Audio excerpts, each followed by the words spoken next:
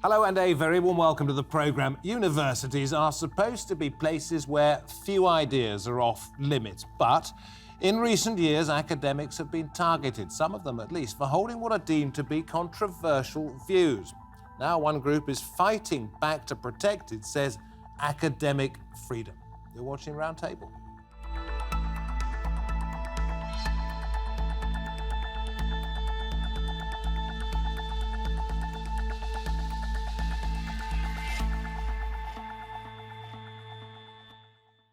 David Foster here. Time to get the conversation going. It is called the Journal of Controversial Ideas, a new place for academics to publish research that might be seen as contentious and remain anonymous if that is what they wish.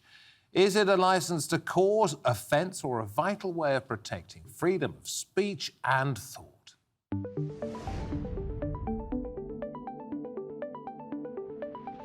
It was once a badge of honour for universities that their courses would explore controversial ideas. Today, they are keen to reassure students that they won't be upset by anything too worrying. Lecturers and researchers who are seen as having unfashionable views are being driven from their posts, prevented from speaking, and even being sent death threats. On one side, the argument is that academic freedom should not be a licence for provocation and the promoting of unacceptable views. Others argue that important research and valid debate could be stifled.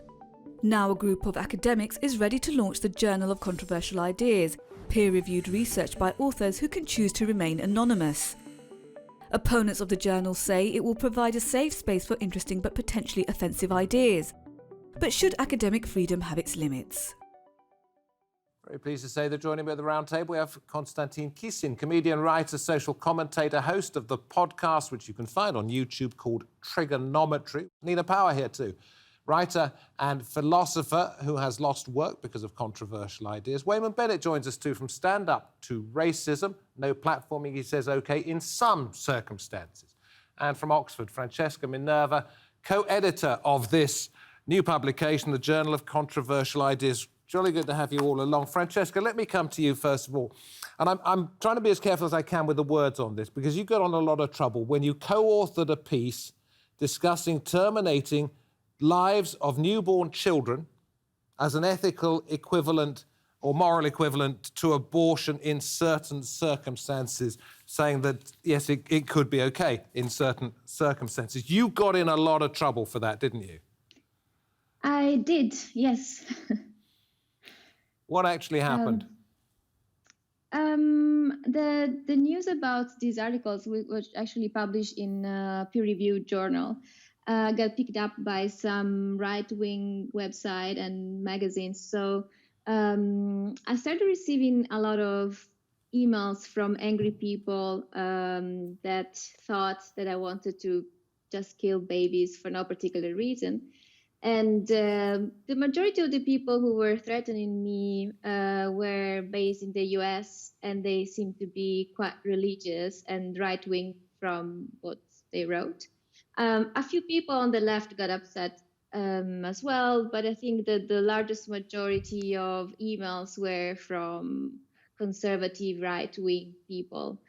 So a few years down the line, the Journal of Controversial Ideas, it's a bolt hole for people who not think the same way as you, but have extreme suggestions to make, if you like. Is that right? Yes, I don't know how extreme the views have to be. So I think that what is considered controversial now, like the bar for what is considered controversial is now a bit lower than it used to be like 10, 20 years ago.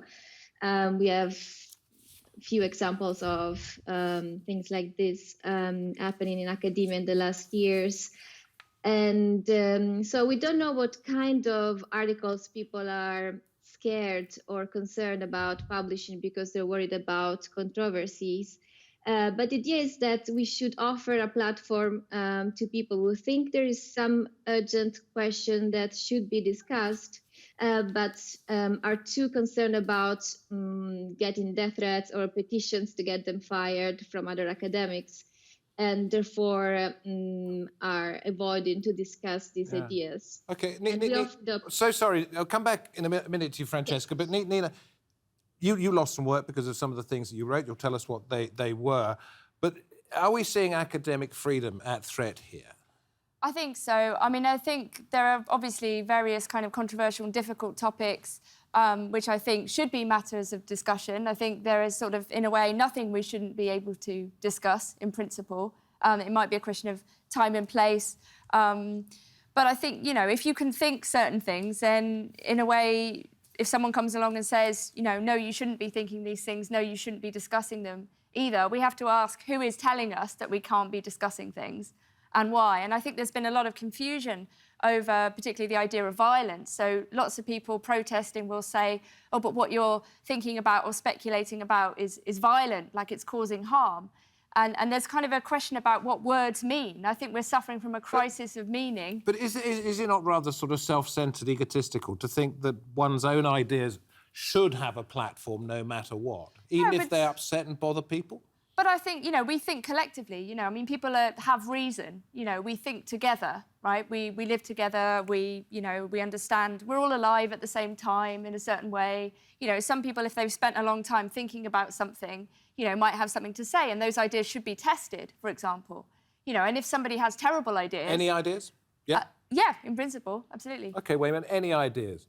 Well, I'm in favour. I mean, Galileo was burnt at the stake for simply saying that the world was heliocentric, the sun was at the centre of the earth. I'm in favour of freedom, but I'm not in favour But you have certain things that are off limits. Organising fascist and Nazi organisations, like Adolf Hitler did at the late end of the 20th century, if we allow organisations to destroy the right to freedom of speech, then that's a new phenomenon that we learnt from the Nazis, that they destroyed all political discussion, ideological and philosophical discussion. Who's to say what's right or wrong, what should or should not be allowed out We should there? judge those You? people. Well, we should judge them by their actions. When I was at university, the National Front came onto campus and said they wanted a philosophical debate and killed 2 students. I don't believe that's a debate. I think that's a threat. If somebody says, I'd like to debate your existence, that's not a discussion, that's a threat. But wouldn't you like to hear, even if you think their ideas are twisted, they're warped, they're outside the pale, would you not like to hear what they have to say so that you could refute these points that they make? I think they can go down to the local pub and talk amongst themselves, but they shouldn't be given the elevated principle of a university or open point in which their discussions are treated as normal and rational. If someone's discussing, did the Holocaust happen, and would like to repeat But I'm sorry, is this your bar, that it has to be something that has led to violence, therefore it is beyond the pale, or could you change your views tomorrow? It's a specific organisational plan to destroy democracy and equality, and organisations that do that and individuals that do that should be no platform. Well, you could say, as students did at Balliol College in Oxford, that because Boris Johnson, they reckoned, was against democracy and freedom of speech because he backs a no-deal Brexit, all trace of him should be taken away. No, we're opposed to that. We think that Boris Johnson... But it's the same idea, like Krusty isn't it? the Clown, He's should be against democracy, exposed some people say. for being a clown. I mean, that's what he should be exposed for. His ideas are tissue are not true, but he should be exposed by rational debate. But somebody that says... Yes, you see, this is it, rational debate. It should be allowed. If there is no rational debate, you're not exposing it. Yes, and I am concerned about how fearful we have become of bad ideas. What I think it betrays is a lack of confidence on our own part to argue against them. This is one of the issues with the point that was just being made about Nazi Germany. Actually, the Nazis were oppressed by the Weimar Germany regime. They were put in prison, they were jailed, and that made them heroes in their own time. It's the Streisand effect, where you try to suppress something, it actually becomes bigger. If you try to suppress bad ideas, what happens is the people who advocate those ideas becomes causes célèbres. They become people that other people look to and go, oh, look at their bad ideas, they're being oppressed. Maybe they're good ideas, right? We should have much more confidence about our ability to defeat bad ideas with good ideas. To defeat, I mean, Francesca talks about this paper, I haven't read it. Personally, it's not something on the surface that I would agree with, but I think if there is an idea that is not a good idea, we will be able to defeat it through argument and logic. And Nick Griffin is a very good example of this, a former leader of the former BNP. He went on Question Time. I should say that's the British National Party, ultra-nationalist right-wing organisation. Yes, racist, proper neo-Nazi party. He went on Question Time. He was humiliated. BBC programme. Sorry, all these references. This is going out around the world. Yes, of course. So he was given a platform. He looked like an idiot. Next election, his party vote dropped massively. He went bankrupt, never to be heard from again. That is the power of freedom of speech, and that is the power of good ideas. Unfortunately, that's a false history. OK, can I come back to you on that one? Yeah. Wait a minute, if I may, because I want to get into this idea, the Journal of Controversial Ideas. What has been the reception, Francesca, for it so far? And are you providing simply a hiding place which will make people say unpleasant things more loudly behind the mask of anonymity? Well, this is a journal aimed at providing a space for academic freedom, and I think there is a difference between academic freedom and freedom of speech, but we won't get into that. But anyway, what the relevant difference here is that this is a journal in which only very well thought through arguments will be published. So we aim at publishing one issue per year and just choose the top papers. So these papers will go through a very tough peer review, and therefore it's very unlikely that papers that are just spiteful or controversial per se will be published. We're interested in papers that are interesting and that happen to be controversial at this moment. The reception, oh, sorry. I was simply going to say, does it follow the idea that put forward by Toby Young, the writer, that he's going to set up a trades union for free speech? Is it something rather like that? I don't know what was his idea. I think he wanted to, if I remember correctly, to create sort of like a network where people who discuss controversial idea can help each other in case they have to face legal action or that kind of He thing. was the one that called it a trades union. Sorry, I mean, that was his description of it, perhaps to get it a little bit more traction. Is this sort of a thing, therefore, growing, the feeling that people with controversial ideas need some kind of barricade, not necessarily behind which to hide, but to protect themselves? I think that, yes, they need protection at this point. I hope it's not going to be for a long time, and I hope that this journal will help changing the situation in the sense that will show that it is good to discuss controversial ideas, that controversial ideas can be very interesting, and that can start an interesting debate about maybe issues we haven't really thought about much. But at this stage, I think people are quite concerned about sharing their controversial ideas. I mean, when I published that paper, I had a lot of people coming to me and saying, oh, yeah, I agree with you, but I didn't dare to say that in public, and I would never think about publishing a paper like you did. You were really brave. And that concerned me. I thought, why should I be brave in order to do my job? Wait a minute, I'll come to you in a minute, but I want to ask you, I'm not sure you told us what it was that got you actually into this hot water, but I want to read something that you gave to our producers first, in which you said it's very dangerous to ostracise people, not only for the person themselves who might become suicidal, but also in order to avoid people becoming completely alienated. Does it drive people to despair like that? Yeah, I would say so. I mean, I know of several people for whom they've been kind of, no platformed or Me Too'd or, really shoved out of groups they were in, for some perceived transgression, and I think there's a very deep anthropological question about mobbing and about how we treat each other, how people work in groups and out groups, and I became very concerned, particularly on the left, as this became kind of more and more a tactic of kind of, seemed to me, of kind of chucking people out and, and refusing to care about them anymore.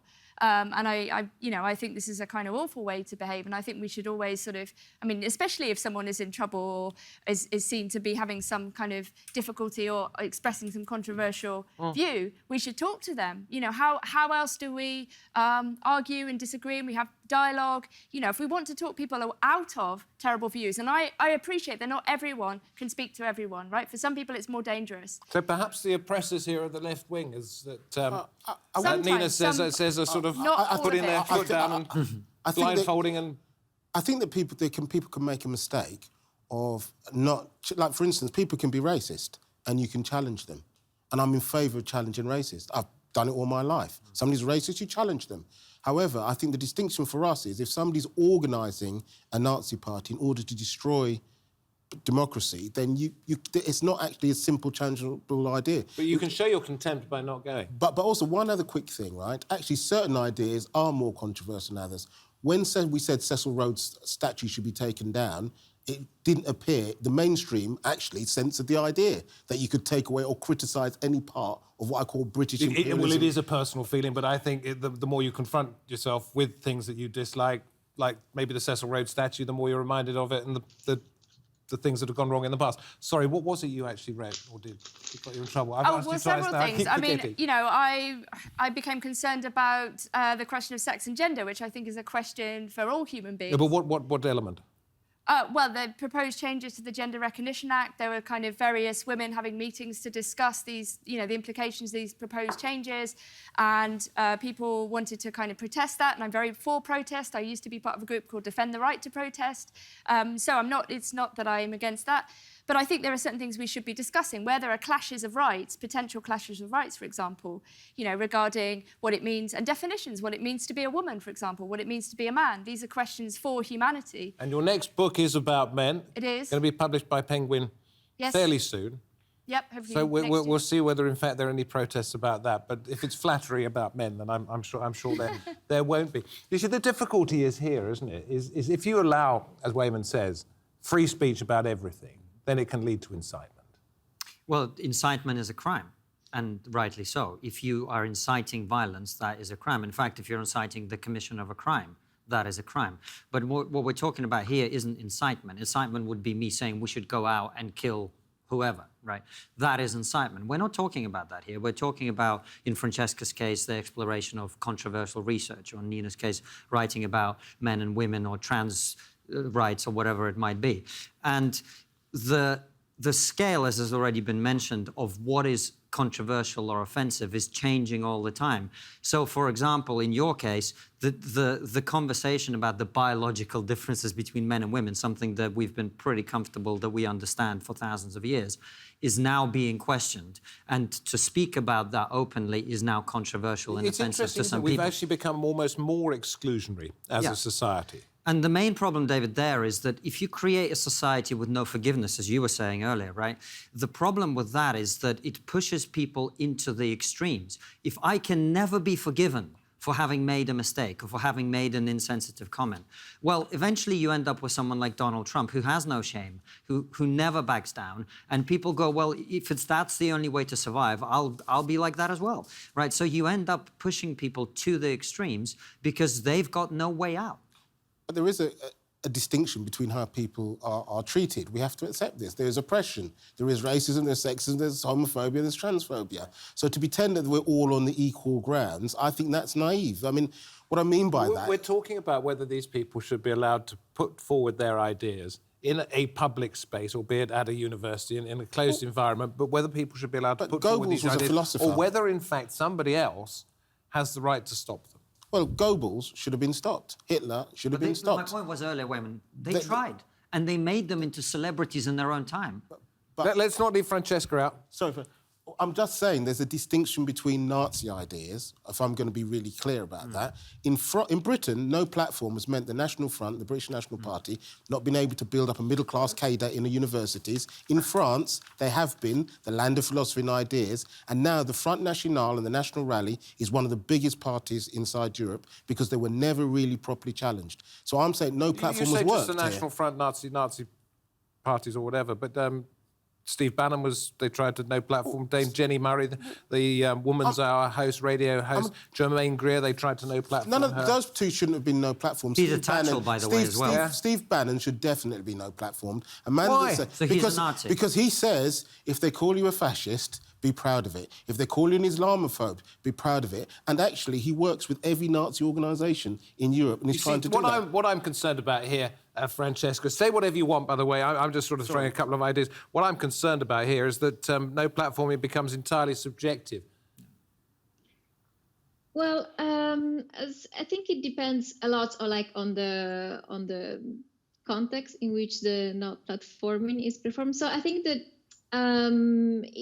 now two different kind of protests on campus have been kind of mixed together. I think that students have a right and actually should protest when they think that a person has been invited to give a talk that they disagree with. You know, it could be Boris Johnson or whoever. I think it's okay for students to protest. A different thing is not allowing this person to talk.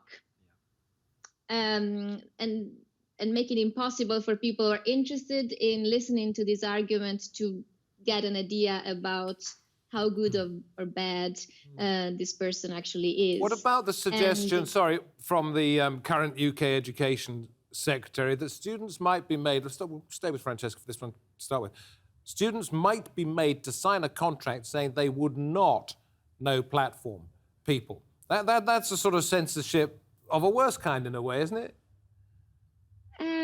So I didn't know. I think I briefly read about it. Is it actually happening, or it's a it's proposal? an idea. An idea. So I guess it could work if it. I mean, I think it got to the extreme that there were some people a few years ago, like a group of students, they wanted to have a debate about abortion and inviting people who are pro-abortion to give a talk.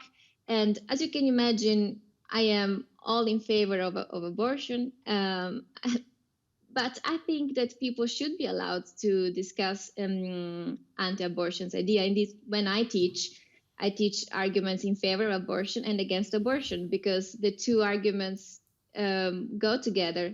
You cannot just teach one view. But the idea that students might have to sign contracts saying they wouldn't indulge in no platforming, that is another form of censorship, isn't it? As bad as them saying you can't talk at our university. I think we have to be precise about what we mean by these words, like no platforming, protesting, censoring. I mean, they all mean slightly different things. And, you know, protesting is one thing, attempting to no platform is another. I mean, there are lots of different tactics that might be used. It might be in person. I mean, there are people who are emailing employers trying to get people fired, who are sending anonymous emails, pretending to be groups or pretending to be different individuals. I mean, that's another tactic, not a particularly honourable one, I would suggest, but this is happening a lot as well, behind the scenes. Constantine. David, I'm not familiar with that particular idea. One that I've heard is... I haven't investigated it, but it was in the Sunday Times week before last, right. And it took up quite a lot of space. The one I was familiar with the idea that the government, which funds universities, would defund universities which refuse to allow people freedom of speech. And that, I think, is quite a reasonable idea. I mean, if we as taxpayers are paying for universities, we don't want them to become indoctrination pods for people with one particular mentality. And we have to end this idea that people who protest and who cause havoc and who cause disruption get a heckler's veto. If you're angry enough and you're disruptive enough, you get to shut down other people's ideas. If you want to shut down people's ideas, debate them and win that argument. But somebody tried to shut you down a little bit with some of the material you were using in a... Well, actually, more so than that, it was interesting because I was invited to perform at a university by people who had seen my material and liked it. But when they invited me, they sent me a contract with a whole list of, they had a zero-tolerance policy on racism, sexism, classism, ageism, ableism, homophobia, biphobia, transphobia, xenophobia, Islamophobia, anti-religion, anti-atheism, and also said that all jokes must be respectful and kind. And coming back to our discussion about the Nazis and where I am concerned You've got to think somebody wrote that had a sense of humour, though. Right, perhaps. Well, what actually happened is within 24 hours of that becoming a big story that I turned down this contract, a crazy fellow comedian went on the radio and said that I'm a Nazi for turning down this contract, which was obviously great for me because I've now got a niche. I'm the only Jewish Nazi comedian in the world, which is brilliant. So my point is, our definition of the word Nazi can be misapplied. That's not to say there aren't Nazis. Of course there are. But when we get into a society where everyone's a Nazi, essentially, I have a black friend who gets called a Nazi because he believes in free speech. One of my good friends in comedy, Andrew Doyle, the man behind Titania McGrath, he's a gay guy who's written this character. He gets called a Nazi, right? So everybody's a Nazi, right? And if you live in that kind of society and then someone comes in and we must stop this fascism, I'm concerned about that. And I think we all should be. And I think that's valid. Only a very narrow group of people are Nazis, and we should be clear that they should be no-platformed. When the no-platform policy came in 1981, it was because a group of Nazis walked onto Hatfield Polytechnic for a debate and murdered 2 of the students that partook in the debate. That's not a debate. So they put a no-platform policy to say that if you do not adhere to accepting that everybody is equal as a human being, then you cannot have a platform until you accept that. It's a very, very narrow definition. It has now been widened to the point where certain times people are simply, I don't like you, you're no platform. That's no platform. Francesca, That's not just quickly, we've got to wrap up the programme. Your Journal of Controversial Ideas You hope it's only going to be once a year, but do you think it'll gather pace? We hope that actually by introducing the journal, people will restart publishing controversial papers in like standard journals, because the standard journals will be more welcoming of controversial ideas. So we hope that as time goes by, there will be less need of it. But yes, I mean, it could happen.